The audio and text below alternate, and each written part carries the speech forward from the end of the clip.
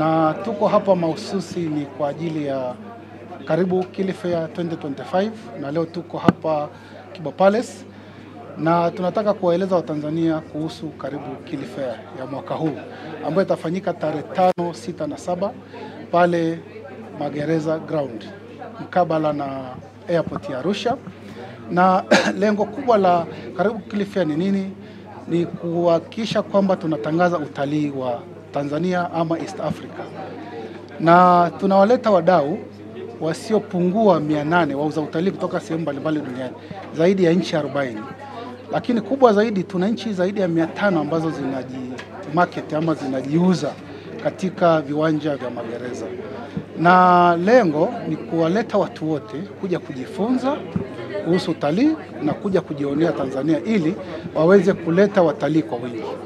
Na lengo kubwa ni kusupport initiative za Royal Tour za Mheshimiwa Rais Mama Samia Suluhu, kuhakikisha kwamba tunatoka katika namba tulionayo kwenda kwenye target ya touristi 5 miaka michache ijayo. Kwa hiyo kubwa ni kuhakikisha kwamba platform ya Karibu Kili Fair inauza Tanzania kila mahali, na tunazunguka haswa kuhakikisha kwamba tunawaleta wauza utalii hapa nchini Tanzania.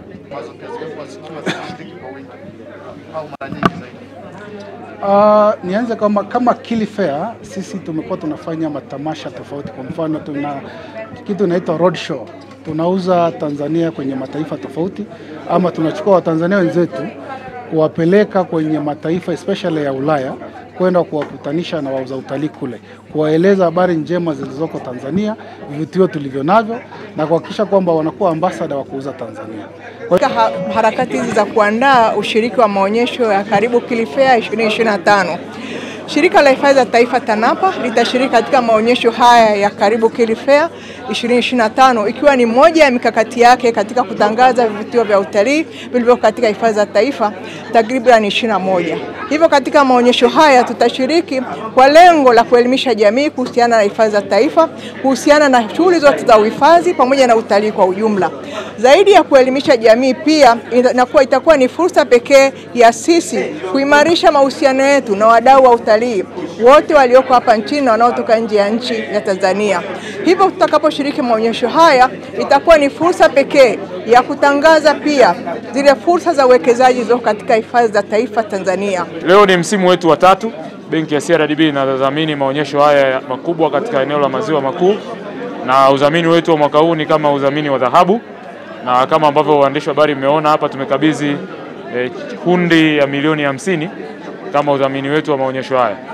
Tumekuja kuleta huduma bunifu mbalimbali, na huduma ya kwanza ambayo ndio itakuwa huduma kiongozi katika maonyesho haya ni huduma yetu ambayo tunaanza kutoa mikopo madhubuti kabisa kwa ajili ya kutoa mikopo ya tented au camps kule kwenye mbuga za utalii. Kama ambavyo mnafahamu kwamba changamoto namba 1 ambayo yuko kwenye sekta ya utalii ni malazi. Kwa benki ya CRDB inajaribu kujibu changamoto hiyo. Maonyesho haya yana mchango mkubwa sana katika sekta ya utalii, kwa sababu ni maonyesho ambayo yanawakutanisha wafanyabiashara ya utalii na wanunuzi wa bidhaa za utalii. Kwa hiyo kwenye mchanganyiko huu basi shughuli kubwa zitafanyika na biashara kubwa itafanyika kuhusiana na mambo ya utalii. Ili kuwa mwanafamilia bora wa Global TV, usisahau kusubscribe, like, kushare na kucomment.